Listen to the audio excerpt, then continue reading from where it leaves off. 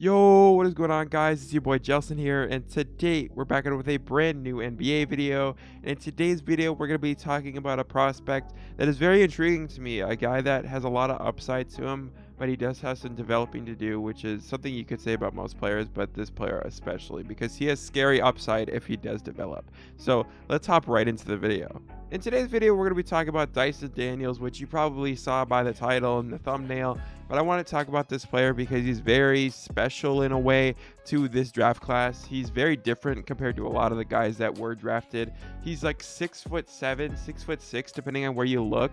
And he plays point guard, and he has a lot of upside, as I said.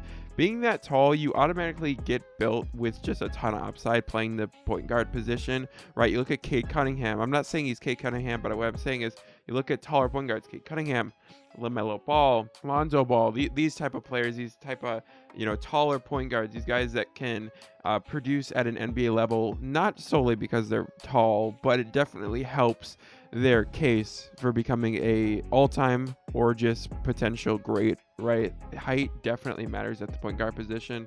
It's like 2K, in a way. Like 2K, you always want the tall players. In real life, you always do want the tall players too, in most situations. And you hear a lot more about small ball going around, and small ball is very important. But if you can have a guy that's taller and do the same thing that a small ball lineup would, quote unquote small ball lineup would do, then you're in store for a very good team.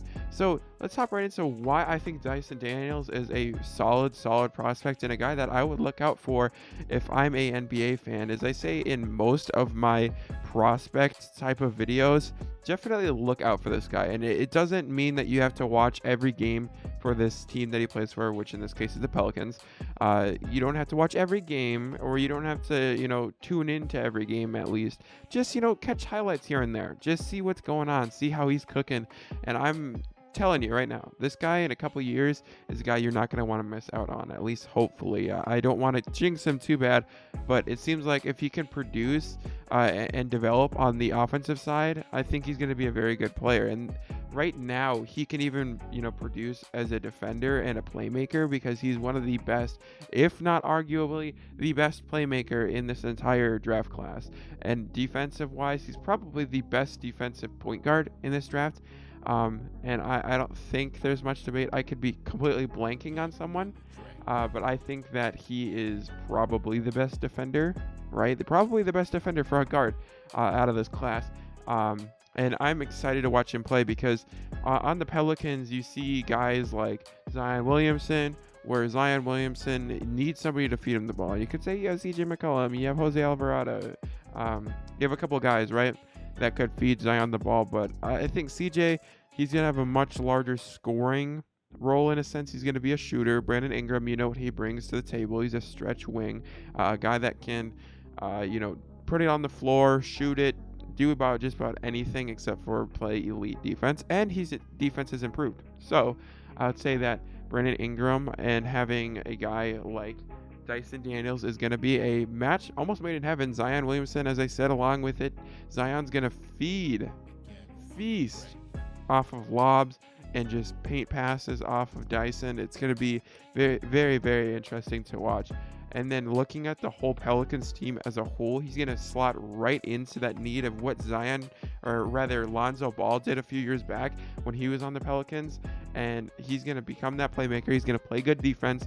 And hopefully in the next couple of years, he's going to, develop a jump shot. Just a serviceable jump shot. Because right now you could say he's maybe a league average shooter at best. I don't think so. I mean, his G League stats show that he's not going to be that. But what I could say is that he might surprise us, right? Because G League stats don't always translate in a way.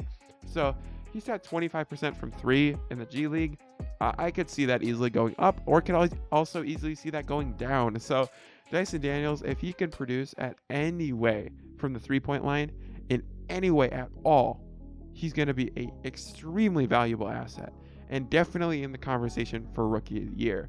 Dyson Daniels was a guy that coming into the G League was relatively hyped up. I don't remember his exact ranking in his age group, but he was definitely hyped up going to the G League from Australia. And I wouldn't say that he disappointed in the G League because he went number 8, but he kind of did in a way. I expected a little more out of him just coming into the G League, and he produced in a way that I didn't expect. He was a better defender than I expected.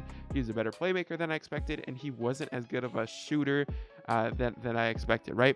So he's definitely shown that he can grow in multiple different situations. I definitely think he has the upside to shoot a better percentage, and I definitely think he has the upside to stay on that even or even a higher path when it comes to defensive playmaking. So Dyson Daniels is a guy I am super excited to watch, and I know a lot of Pelicans fans are super excited to watch him play. So if you guys did enjoy this video, I love it. I really appreciate it if you guys could like and subscribe. I'm on my way to 1,000 subscribers. I'm uploading every other day. At least that's the goal. And yeah, guys, let me know what you guys think about Dyson Daniels down in the comments down below. But I appreciate you guys watching. See you guys next time. Peace.